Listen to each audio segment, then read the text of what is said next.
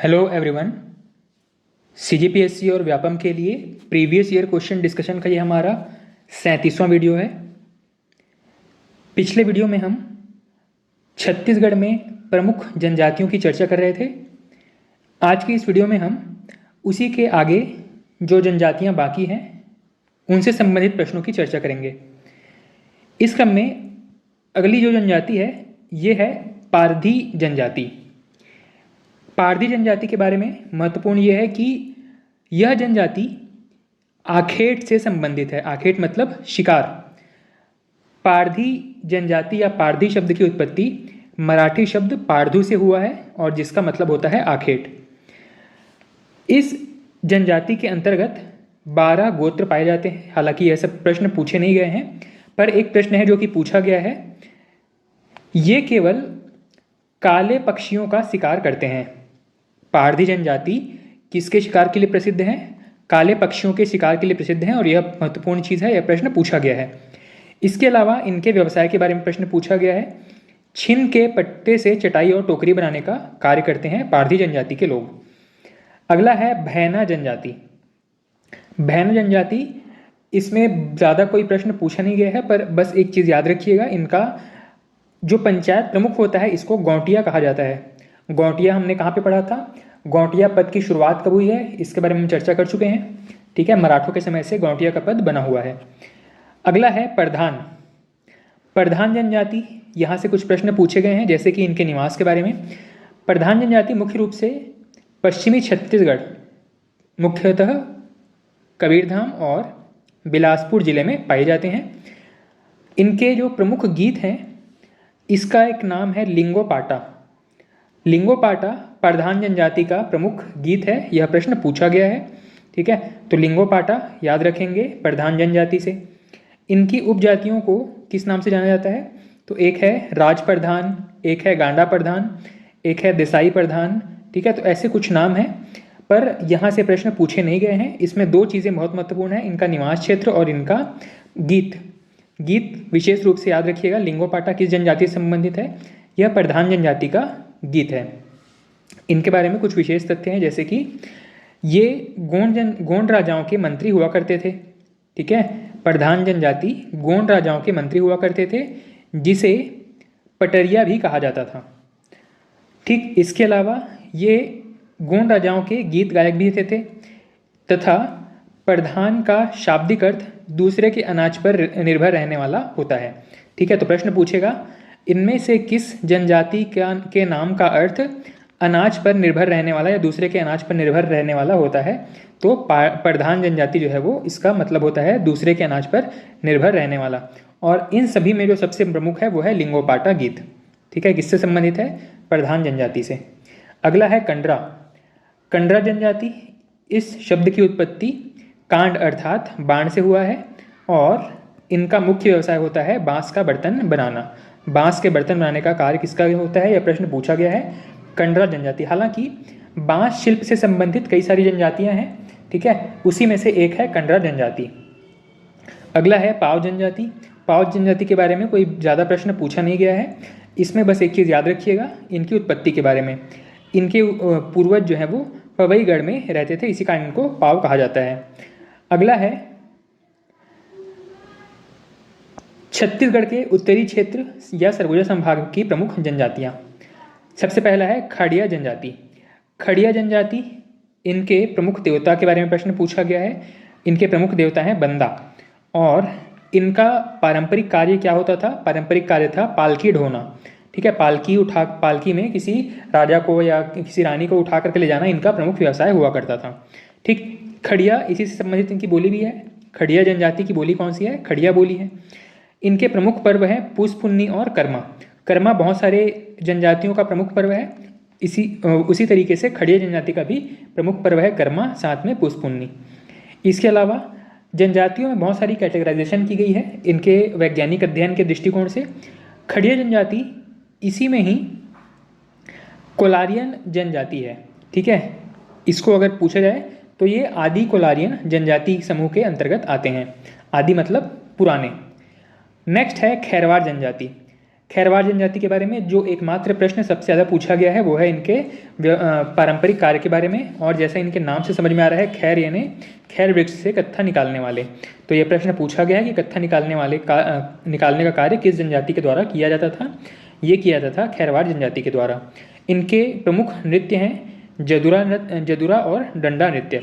डंडा नृत्य के बारे में प्रश्न पूछा गया है, याद रखिएगा। डंडा नृत्य किस अवसर पर किया जाता है? तो डंडा नृत्य होली के अवसर पर किया जाता है। ठीक है, तो ये दोनों प्रश्न पूछे गए हैं।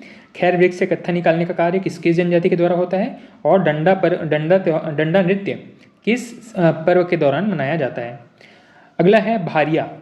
भारिया जनजाति के बारे में याद रखिएगा, इनकी बोली है भरनोटी या भारियाटी। इनका युवा गृह कहलाता है धसरवासा। यह महत्वपूर्ण है, इनका युवा गृह क्या कहलाता है? धसरवासा। साथ ही इनमें विशेष बात क्या है? सांप और मोर के मांस खाने में विशेष रुचि रखते हैं। ठीक है, सांप और मोर के मांस खाने में विशेष रुचि रखते हैं। अब एक और चीज़ याद कीजिएगा, हमने पिछले क्लासेस में पढ़ा हुआ है, सांप पकड़ने वाली जनजाति कौन सी है? सांप पकड़ने वाली जनजाति कौन सी है, बताइएगा। ठीक, तो यहाँ पे सांप और मोर के मांस खाने में रुचि रखने वाले जनजाति का नाम है भारिया जनजाति। साथ ही ये अपने गांव की सीमा पर मुठवा बाबा का चबूतरा बनाते हैं। ठीक है, भारिया जनजाति के जो निवास स्थल है, जो गांव है जहाँ पर ज़्यादा लोग भारिया जनजाति से संबंधित है, उस गांव की सीमा पर मुठवा बाबा का चबूतरा बनाया जाता है। ठीक है, ये इनके इष्ट देव हैं। अगला है मझवार जनजाति। मझवार जनजाति, इनका पंचायत प्रमुख गौंटिया कहलाता है। वैसे बहुत सारे पंचायतों में हम देख चुके हैं कि उनके पंचायत प्रमुख गौंटिया कहलाते हैं। ठीक, इनमें विशेष क्या है? ये स्वयं को इनमें महत्वपूर्ण तथ्य है कि स्वयं को होर कहते हैं। मझवार जनजाति के लोग स्वयं को होर कहलाना पसंद करते हैं।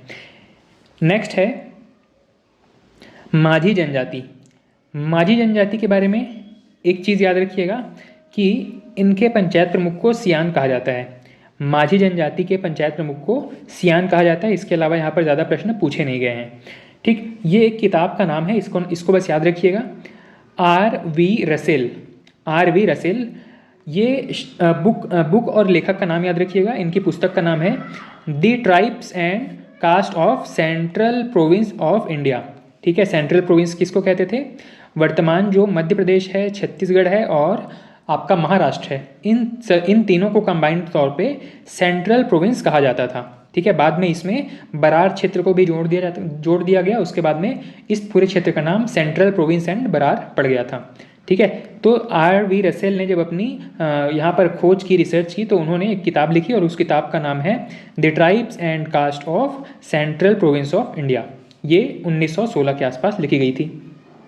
ठीक है, तो माझी जनजाति के बारे में दो चीज़ें याद रखिएगा। R.V. रसेल की एक किताब है जहाँ से इस शब्द की उत्पत्ति होती है, और इनके पंचायत प्रमुख को सियान कहा जाता है। नेक्स्ट है नगेशिया जनजाति के बारे में। नगेशिया जनजाति, इनके निवास स्थल के बारे में पूछा गया है। छत्तीसगढ़ के उत्तरी क्षेत्र में इनका मुख्य रूप से निवास है। रायगढ़, बलरामपुर, जशपुर, सरगुजा, इन सभी जिलों में मुख्य रूप से नगेशिया जनजाति पाई जाती है। साथ ही इनकी बोली के बारे में प्रश्न पूछा गया है। ये सदरी बोली बोलते हैं। ठीक, इनकी उत्पत्ति एक कहानी, एक किंवदंती से संबंधित है।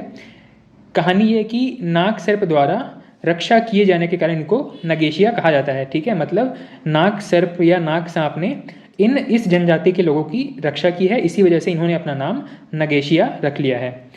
इसके अलावा विशेष तथ्य ये है कि स्वयं को किसान कहते हैं और इनमें गोत्र व्यवस्था नहीं पाई जाती है। ठीक है, नगेशिया जनजाति में गोत्र नहीं पाया जाता है।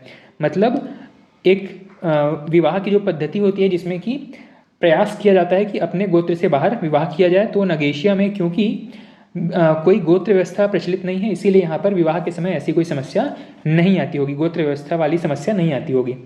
अगला है कोरकू जनजाति। कोरकू जनजाति ये भी उत्तरी छत्तीसगढ़ में निवास करते हैं। कोरकू का मतलब क्या होता है? कोरकू मतलब होता है जमीन खोदने वाला, जमीन कोड़ने वाला।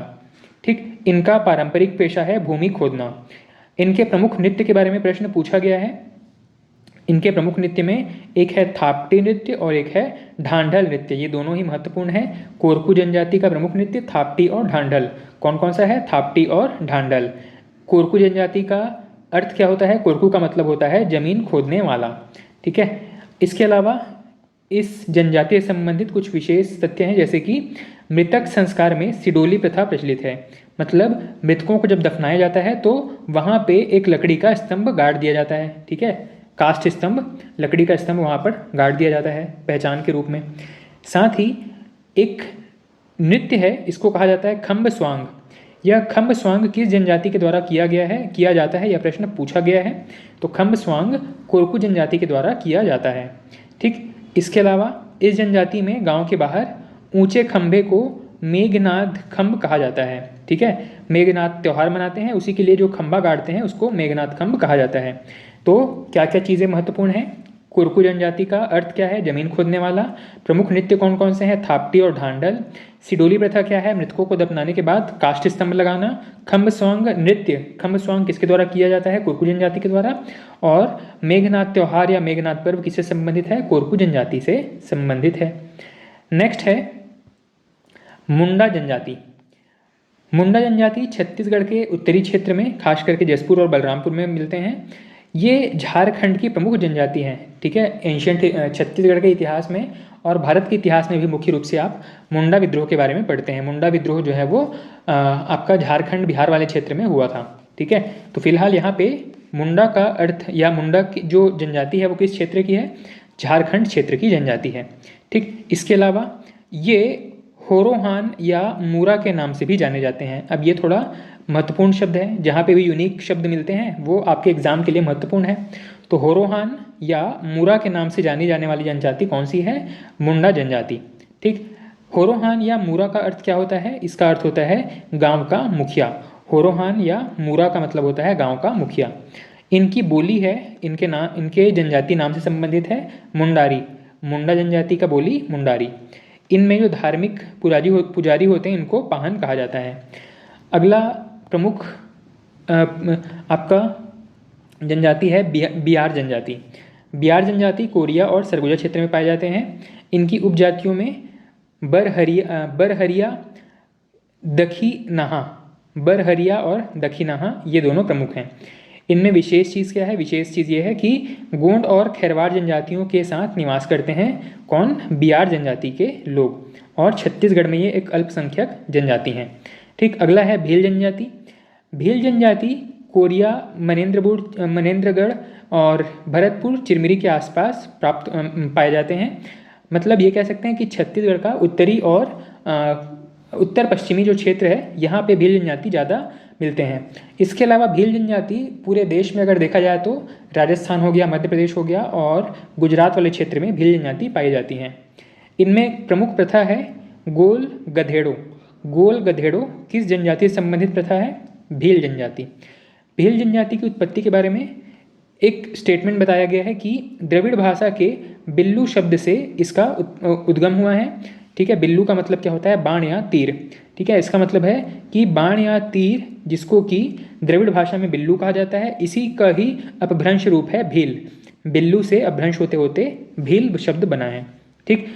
भगवत पुराण में इन्हें वेण राजा का संतान बताया गया है, ठीक है। हालांकि इतिहास में ऐसे लिखित साक्ष्य बहुत प्राप्त नहीं होते हैं, ठीक है। तो भगवत पुराण में इन्हें वेण राजा का संतान बताया गया है।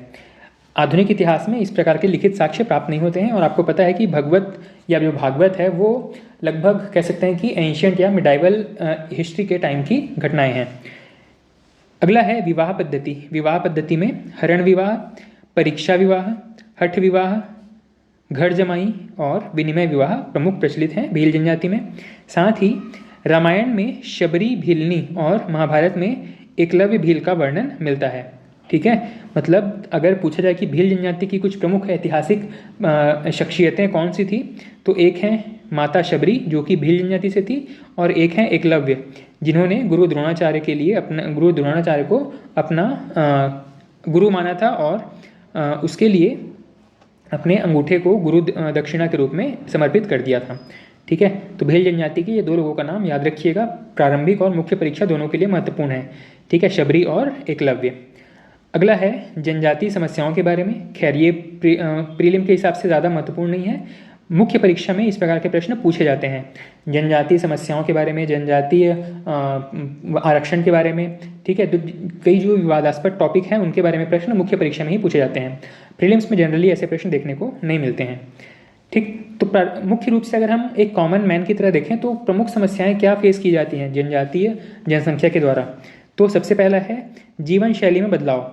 आधुनिक जीवन शैली जैसे जैसे इनके निकट आती जा रही है या ये उनके निकट आते जा रहे हैं, तो उनकी जीवन शैली में भी आधुनिक शैली का छाप देखने को मिलता है। वो अपने ट्रेडिशनल कल्चर को भूल करके और नए कल्चर को अडॉप्ट करने लगे हैं।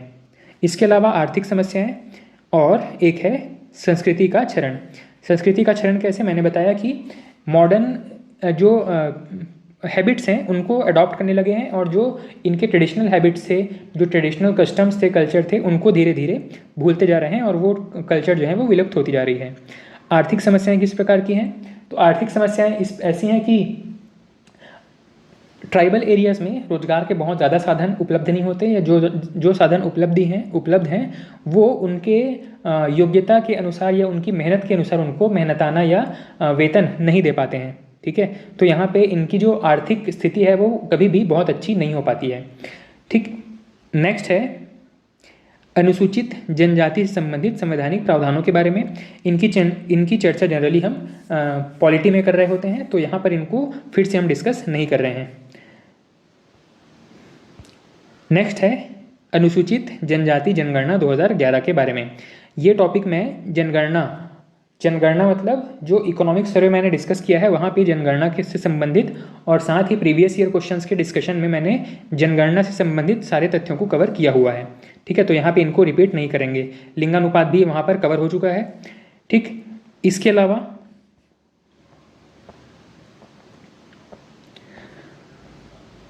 नेक्स्ट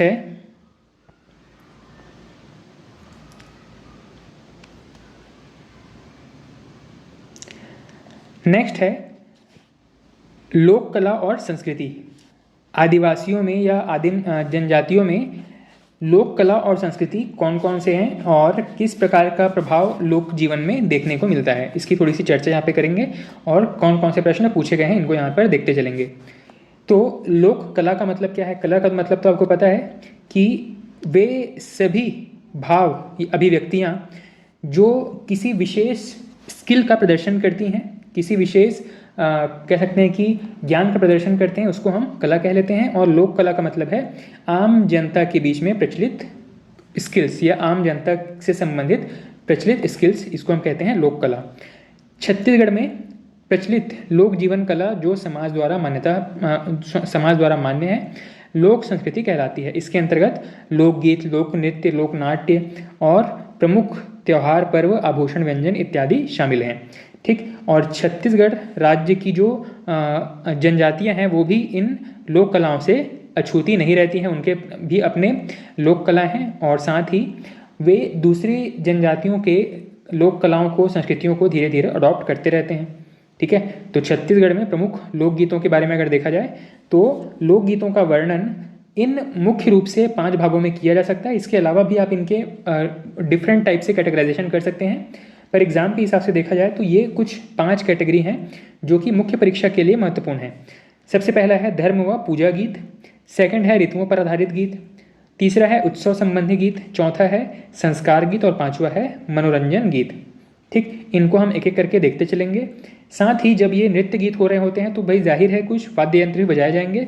तो छत्तीसगढ़ में या जनजातियों में प्रमुख वाद्य यंत्र कौन कौन से हैं, तो जनरली वाद्य यंत्र को 4 कैटेगरी में बांटा जाता है, ठीक है। वाद्य यंत्रों को 4 कैटेगरी में बांटा जाता है, उसके बारे में हम आगे चर्चा करेंगे। लेकिन जो छत्तीसगढ़ के जो लोकल कल्चर्स हैं इसमें कौन कौन से वाद्य यंत्रों का यूज़ होता है, तो यहाँ से संबंधित इस टॉपिक से संबंधित जो प्रश्न पूछे गए इनको अगर देखेंगे तो पूछा गया है कि तंबूरा, करताल या खंजरी किस जनजाति में किस नृत्य में, किस जनजातीय नृत्य में उपयोग होता है, तो ये होता है पंडवानी में। अगला है मांदर या झांझ, ये किस जनजाति के द्वारा यूज़ किया जाता है, किस नृत्य गीत में यूज़ होता है, तो ये पंथी गीत में यूज़ होता है। अगला है टिमकी और ढोलक, ये यूज़ किया जाता है चंदैनी गायन में। अगला है इकतारा या सारंगी, इसे यूज़ करते हैं भरथरी गीत के दौरान। और लास्ट है गढ़वा बाजा, गढ़वा बाजा को राउत नाचा के दौरान प्रयोग किया जाता है, ठीक है। अब यहाँ पे इस टेबल में आपको कुछ प्रमुख व्यक्तियों के नाम, हस्तियों के नाम दिए गए हैं। पंडवानी से संबंधित प्रमुख व्यक्ति हैं ऋतु वर्मा, झाड़ूराम देवांगन, पूनाराम निषाद, रेवाराम साहू। पंडवानी में ही दो शैलियाँ प्रचलित हैं, एक है वेदमती शैली और एक है कापालिक शैली। जो गीत गायन बैठ करके आराम से और एक हुंकारू व्यक्ति के साथ में गाया जाता है, इसको कहते हैं वेदमती शैली। यही दूसरी तरफ इसके जस्ट अपोजिट खड़े होकर के शरीर पे और शरीर के ऊपर और चेहरे पर खूब सारी भाव भंगिमाओं के साथ गायन किया जाने वाला पंडवानी का जो कह सकते हैं कि टाइप है, इसको हम कहते हैं कापालिक शैली। इसके प्रमुख लोगों में प्रमुख परफॉर्मर में कौन कौन है? तीजनबाई, शांतिबाई, उषा बारले और प्रतिमा बारले। इसमें सबसे ज़्यादा महत्वपूर्ण है तीजनबाई। इनके बारे में कई बार प्रश्न पूछा गया है। ठीक है, तो पंडवानी की दो शैलियों के बारे में याद रखिएगा, वेदमती और कापालिक। वेदमती में दो नाम महत्वपूर्ण हैं, ऋतु वर्मा और पूनाराम निषाद, जबकि कापालिक शैली में तीजनबाई और उषा बारले का नाम महत्वपूर्ण है। अगला है पंथी गीत। पंथी गीत जो है वो देवदास बंजारे के द्वारा किया जाता है। प्रमुख व्यक्ति हैं देवदास बंजारे, किया तो बहुत लोगों के द्वारा गया होगा, लेकिन देवदास बंजारे सबसे ज़्यादा प्रमुख हैं इस पूरे नृत्य के अंदर। ददरिया गीत, ददरिया गीत जो है वो लक्ष्मण मस्तूरिया प्रमुख लेखक हैं, प्रमुख गायक हैं। इसके अलावा चंदैनी गीत, इसके प्रमुख लेखक हैं चिंता दास। भरथरी, भरथरी गायन की प्रमुख महिला हैं सुरुजबाई खांडे, इनके बारे में प्रश्न पूछा गया है।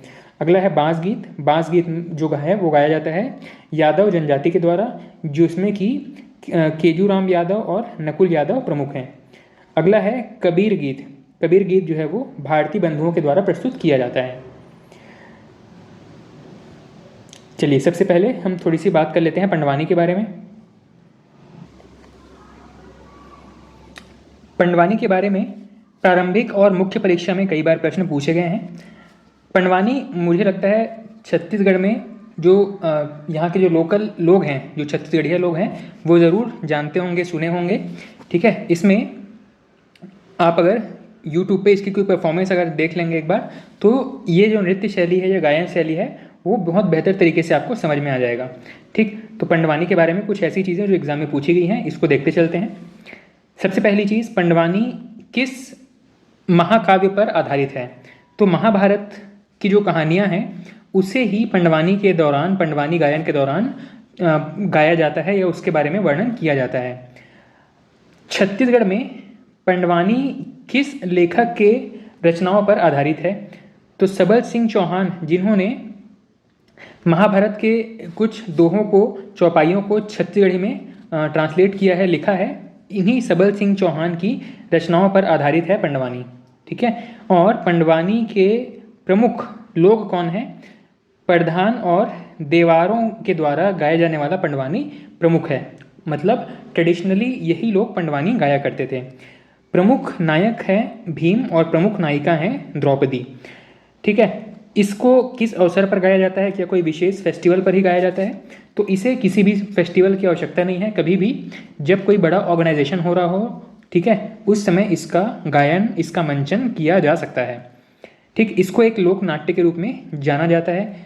छत्तीसगढ़ की बहादुरी के संबंध में यह पंडवानी जो है वो लोक नाट्य के रूप में प्रस्तुत किया जाता है मंच पर। ठीक, अब इसमें गायन के दौरान कौन कौन से प्रमुख वाद्य यंत्र हैं, इसके बारे में देखते हैं। तो जो पंडवानी है, इसके प्रमुख गायक हैं झाड़ूराम देवांगन, इनको पंडवानी का पितामह कहा जाता है। इसके अलावा आपको तीजनबाई का नाम हमेशा याद रहता ही है। इसमें इस पूरे परफॉर्मेंस के दौरान एक मुख्य गायक होता है, जैसे कि आप इस इमेज में देख रहे होंगे। एक महिला जो है वो हाथ में तंबूरा लिए खड़ी हुई है, ये प्रमुख गायक है। ठीक है, इसके पीछे ये जो मंच होता है, यहाँ पर जो मुख्य गायिका हैं खड़ी हैं, उसके पीछे कुछ लोग कुछ वाद्य यंत्रों के साथ बैठे हुए हैं। ठीक है, ये पीछे बैठे कलाकार अर्धगोलाकार आकृति में बैठे होते हैं और साथ ही इनके गायन के दौरान, पंडवानी गायन के दौरान हुंकारू भरने का काम करते हैं या उनके दोहों को रिपीट करने का भी काम करते हैं। ठीक है, प्रमुख वाद्य यंत्र की चर्चा करें तो गायक स्वयं हाथ में तंबूरा लिए होता है। ठीक है, ये जो महिला है तीजनबाई, इनके हाथ में आप तंबूरा देख सकते हैं। तो इस गायन के दौरान तंबूरा, खंजरी, करताल, ये सब प्रमुख रूप से उपयोग किए जाते हैं। इसके अलावा तबला, ढोलक, हारमोनियम, बेंजो, मंजीरा, ये सभी, और इसके अलावा भी कुछ मॉडर्न टाइम के हिसाब से इसमें कुछ इंस्ट्रूमेंट्स ऐड किए जा सकते हैं या कुछ इंस्ट्रूमेंट्स को हटाया भी जा सकता है। ठीक है, इसमें जो एक प्रमुख व्यक्ति होता है उसको रागी कहते हैं।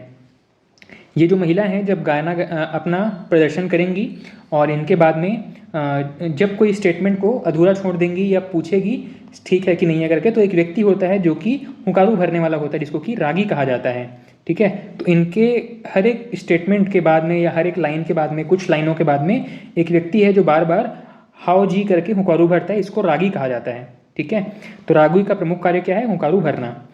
ठीक, इसके अलावा यही व्यक्ति है जो कि गायक की कड़ियों को दोहराने का कार्य करता है। मतलब गायक जब कोई एक पंक्ति गाएगा या एक दोहा गाएगा उसको दोहराने का कार्य यही रागी के द्वारा किया जाता है। ठीक है, इसके अलावा इस पूरे प्रस्तुति में कितने प्रकार के शैलियाँ होती हैं? तो पंडवानी की मुख्य रूप से 2 शैलियाँ हैं, एक वेदमती एक कापालिक। इसके बारे में हम चर्चा कर चुके हैं। वेदमती शैली, इसको बैठ कर गाया जाता है, घुटने के बल बैठ करके गाया जाता है। इसके प्रमुख कलाकारों में कौन कौन है? झाड़ूराम देवांगन, रेवाराम, पूनाराम निषाद और ऋतु वर्मा। दूसरा जो टाइप है वो है कापालिक शैली। कापालिक शैली, जैसे कि आप पीछे इमेज में देख रहे थे, जो महिला खड़े होकर गाना गा रही थी वो कापालिक शैली का उदाहरण है। मतलब पूरे स्टेज को कवर करते हुए, चलते फिरते, नृत्य करते हुए, अभिनय करते हुए वो गाना गाएंगी, इसको हम कहते हैं कापालिक शैली।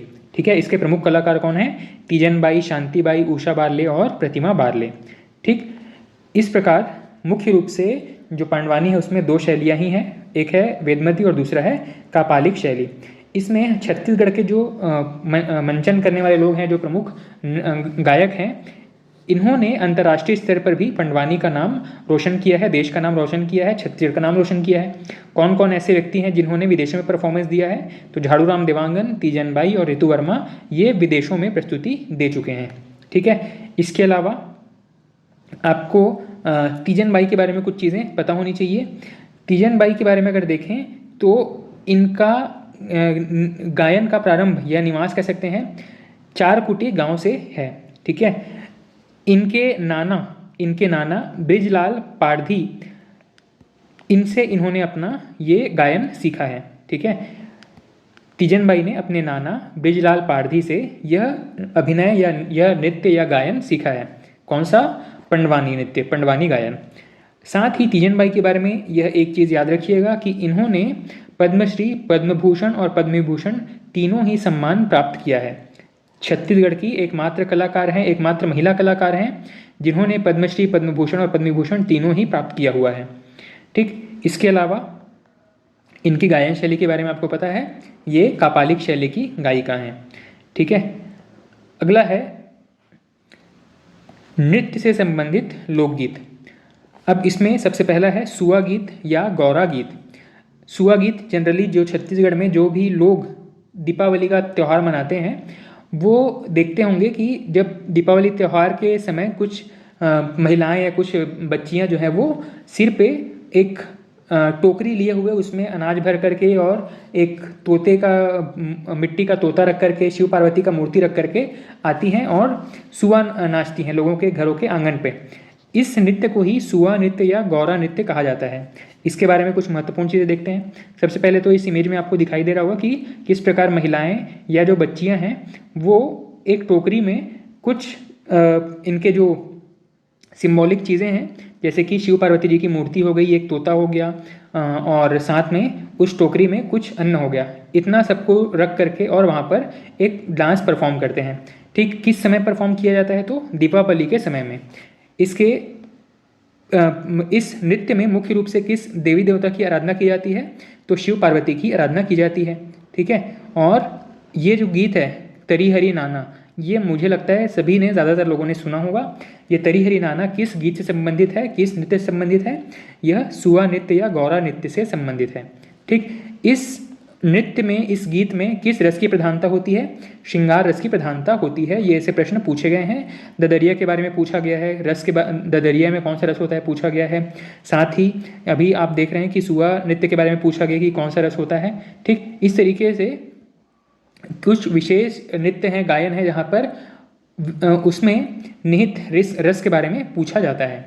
और एक चीज़, कोई भी डांस या कोई भी गायन मंचन केवल महिलाओं के द्वारा होता है, पुरुष के द्वारा होता है, यह चीज़ें भी एग्जाम में पूछी गई हैं। तो जो आपका सुआ नृत्य है ये केवल महिलाओं के द्वारा ही किया जाता है, ठीक है, मतलब महिला प्रधान गीत है। प्रश्न पूछेगा इनमें से कौन सा गीत या नृत्य महिला प्रधान है, तो सुआ नृत्य जो है वो महिला प्रधान गीत है, ठीक। इसके अलावा यह मुख्यतः गोंड जनजाति की स्त्रियों के द्वारा किया जाता है। लेकिन जो भी सामान्य रूप से जो कल्चर है गाँवों में आज भी हमको देखने को मिलता है, जो बच्चियाँ हैं उस गाँव की जो छोटी बच्चियाँ हैं वो ज़रूर इस त्यौहार को या इस ट्रेडिशन को सेलिब्रेट करते हैं। इसके अलावा जैसे आपने बताया कि यह आपका श्रृंगार रस वाला गीत है।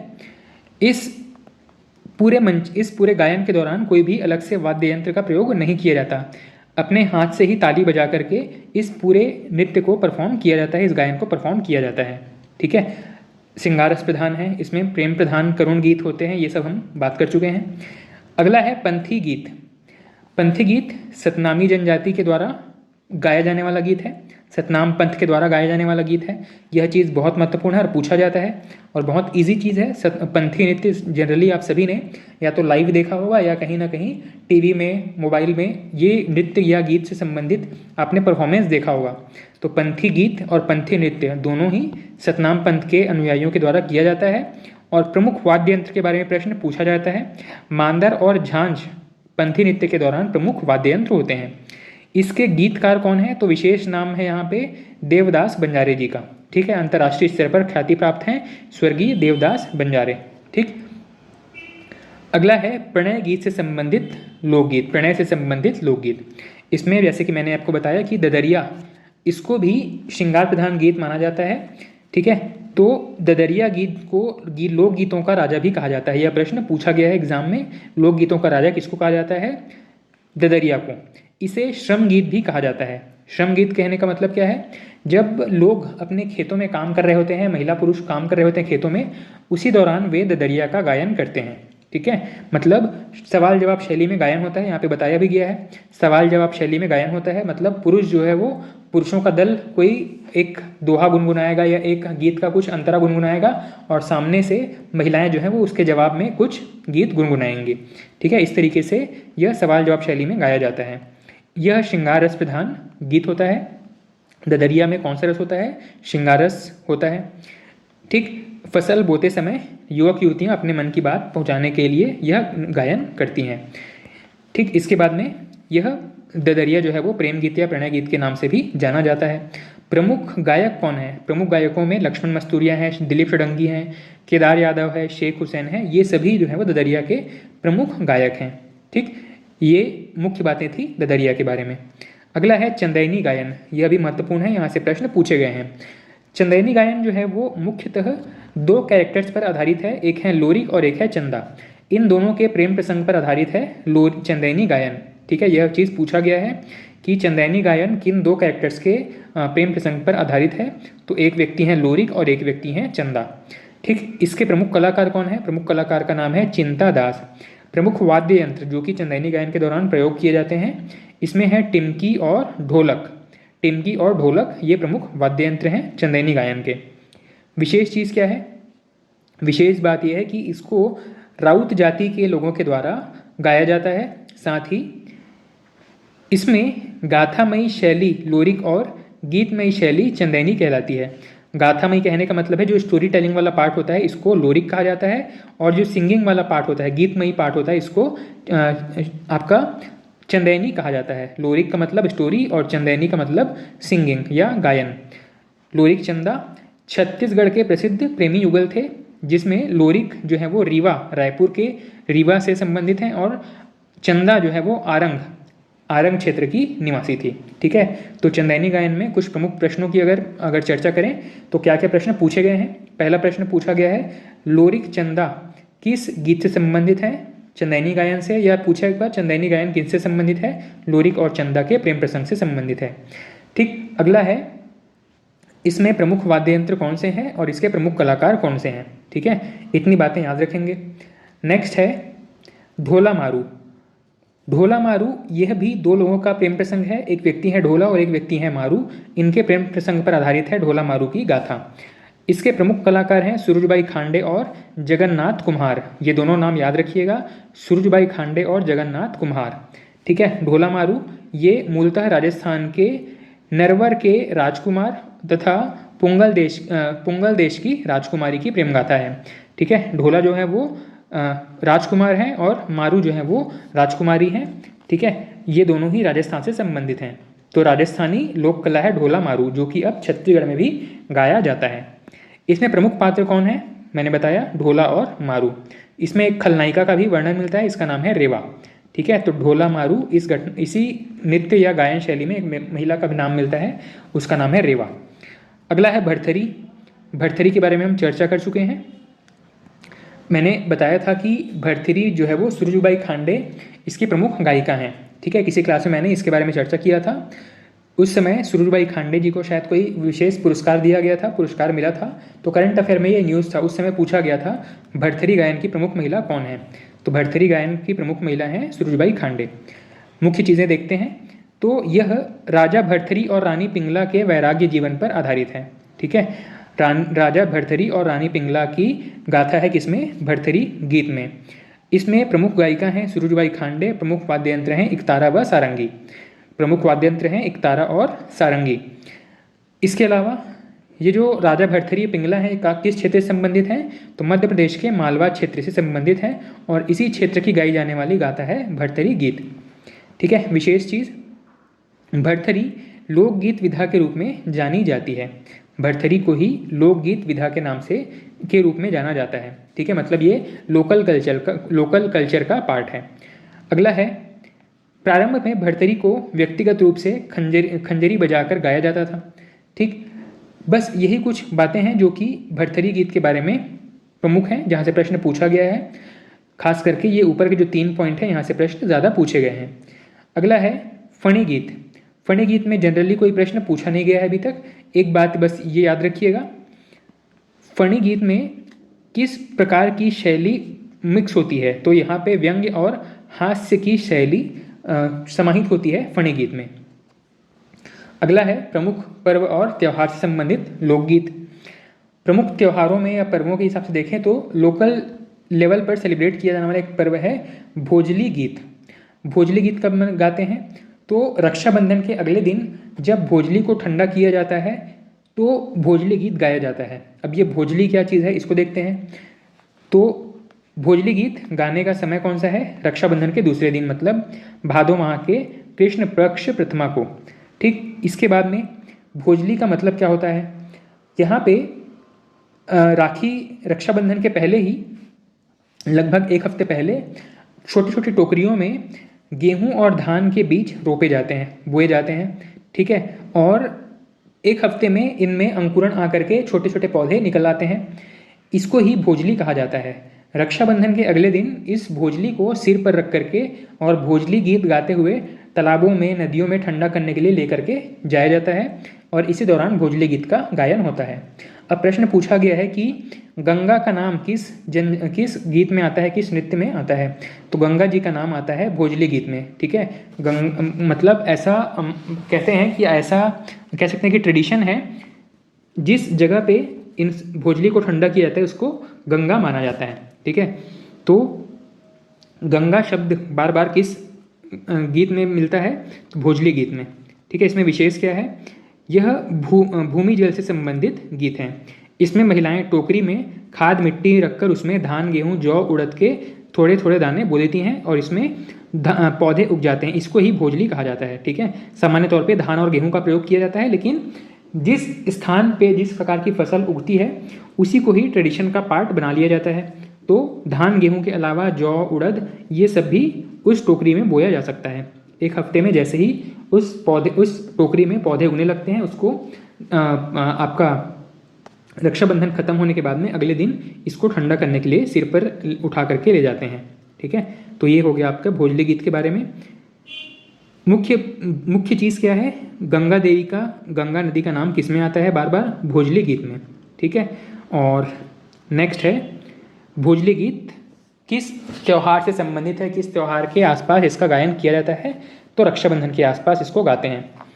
अगला है जंवारा गीत। जवारा गीत, इससे तो सभी छत्तीसगढ़वासी प्रचलित हैं, सभी छत्तीसगढ़वासी जो हैं वो इससे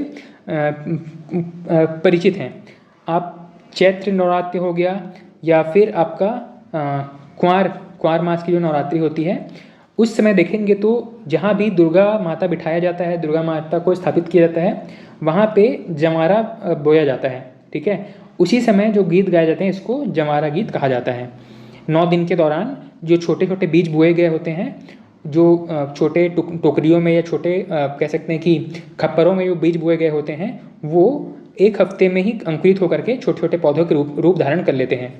और लास्ट दिन मतलब नवमी के दिन इसको विसर्जित किया जाता है, जिसको जवारा विसर्जन के नाम से जानते हैं। ठीक है, तो नवरात्रि के प्रथम दिन जवारा बोया जाता है और नवमी के दिन इसका विसर्जन किया जाता है। जवारा में बोए जाने वाले बीजों को एक दिन पहले भिगो कर रखा जाता है, जिसे बिरही कहा जाता है, और बाद में मतलब प्रथमा के दिन इसको टोकरियों में या फिर छोटे खप्परों में बो दिया जाता है। जवारा गीत में दुर्गा देवी के रूप का बार बार वर्णन होता है। ठीक, जवारा गीत के प्रकार कौन कौन से हैं? तो जवारा गीत में मुख्य रूप से जस गीत हो गया, पचरा गीत हो गया और विसर्जन गीत हो गया। जस गीत कब गाते हैं? तो देवी पूजन के लिए पूरे 9 दिनों तक जस गीत का गायन किया जाता है। इसके बाद में पचरा गीत कब गाया जाता है? यह प्रथम दिवस से लेकर के सप्तमी तक इसका गायन किया जाता है।